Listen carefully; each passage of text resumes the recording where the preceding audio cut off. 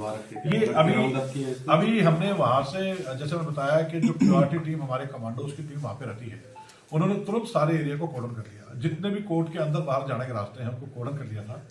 और उस तरफ काफी ऐसे सस्पेक्ट मिले हैं जिनसे भी पूछताछ होगी। उसके बारे में मैं इसलिए अभी ज्यादा नहीं बता पाऊंगा क्योंकि वो रैंडमली जो भी उस टाइम पुलिस को जो सूझबूझ या उनको जो ठीक लगा उस टाइम उन्होंने मैक्सिमम लोगों को करीब करीब इस घटनाक्रम के अगले 15 मिनट के अंदर 28 आदमी इस केस के अलावा पुलिस के द्वारा पूछताछ के लिए हिरासत में लिए गए थे। उनका क्या रोल है, इनसे जुड़े नहीं जुड़े हैं, वो आज शाम तक हम इसको विदेशी है कैसे? अभी तक तो वो मुठभेड़ के बाद पुलिस के द्वारा सील कर दिए गए हैं। मैंने व्यक्तिगत तौर पर नहीं देखे हैं, लेकिन पिस्टल है ये मुझे आइडिया। सर छोटी उम्र के अपराधी बताए जा रहे हैं जो पकड़े गए, तो छोटे छोटे बच्चे क्राइम में आ रहे हैं, पुलिस हालांकि टाइट है, फिर भी इस तरह से देखिए ये जो इनके सो कॉल्ड ये सरगना है, बीनू है, ये हिस्ट्री शीटर है और 3-4 तो इसके परिवार के इमीडिएट रिलेटिव ही है।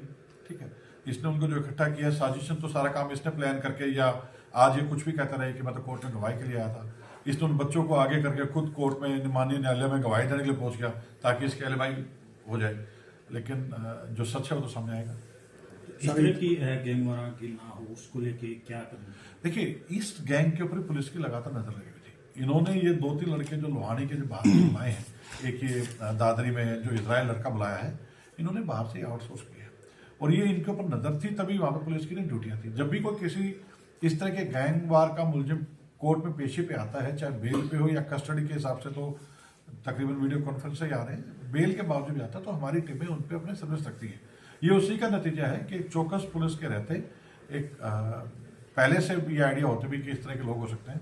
अब देखिए ये कोर्ट के अंदर नहीं घुसे, ये सारे लोग बाहर मार्केट में जहाँ पे एक छोटा दीवार टूटी हुई है वहां से केवल एक लड़का अंदर जाता है, उसके साथ ही 3-4 लड़के थे। उसी टाइम पुलिस ने वहां पे भी, क्योंकि वहीं पे बाहर शायद पुलिस ने अपनी गाड़ी पार्क करके वहां से आई रही हुई और वहां पे उसी दौरान मैं समझता हूँ कि अपने आप में एक बड़ा ऐसा उदाहरण है जो कि बहुत बढ़िया सूझबूझ और साहस का परिचय देता है। सिक्योरिटी टाइट है सर, बावजूद इसके कोर्ट जैसी जगह पे घटना को, तो मैं वही बता रहा हूँ, ये कोर्ट के लोग हीरो बनना चाहते हैं या क्या वजह? इनको पता था कि पकड़े तो जाएंगे, ऐसा इतनी टाइट सिक्योरिटी।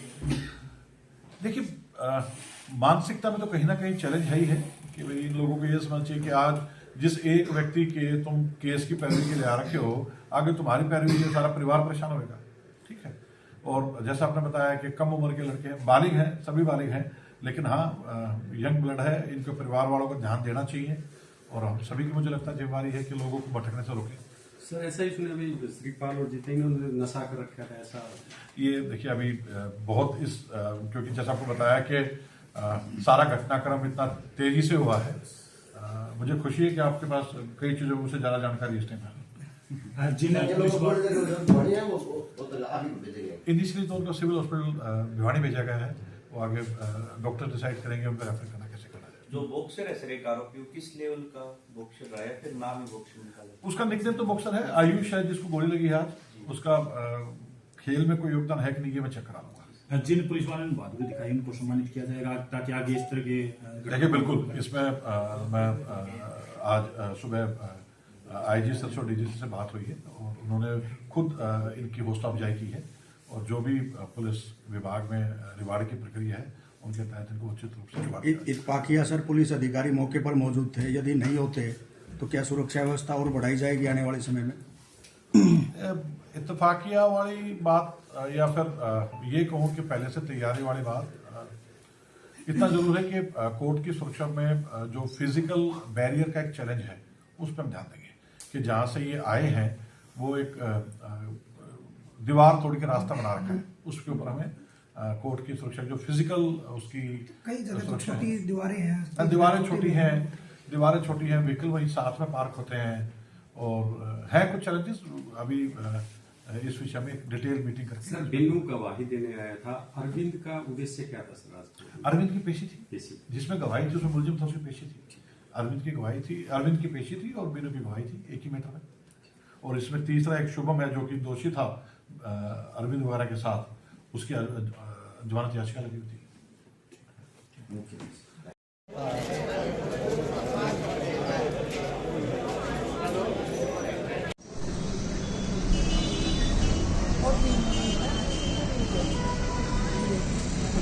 ये थोड़ी देर तो लगी है भागीदारी में।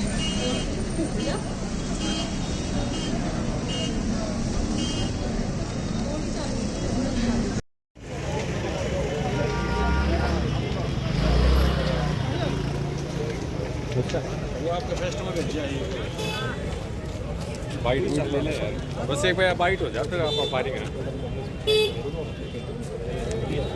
मैं कोर्ट में रोज आता हूँ, मैं थिएटर की सीट पे और हम अपनी सीट पे बैठे थे एक साइड में, और जैसे ही हमने आवाज़ सुनी हम बाहर निकले।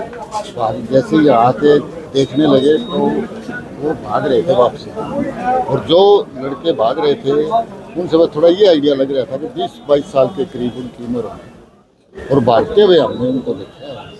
पीछे पुलिस भी खड़ी हुई थी। बिल्कुल उसके जस्ट 10 सेकंड के बाद पुलिस भी आ गई, और पुलिस भी उनके पीछे भागती गई।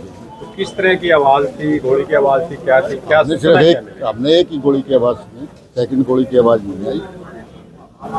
बाद में हमने उसको पीठ की तरफ से देखा भागते हुए। हथियार वगैरह थे सर उनके हाथ में? बिल्कुल दोनों के हाथ में हथियार थे। हम तो ये भी नहीं बता सकते पिस्टल थे, कट्टे थे, इन चीज़ों की हमें कोई जानकारी तो है नहीं। क्या नाम है सर आपका? मेरा नाम महेंद्रपाल यादव है, मैं स्वतंत्रता सेनानी उत्तराधिकारी कल्याण संगठन का प्रधान हूँ। धन्यवाद।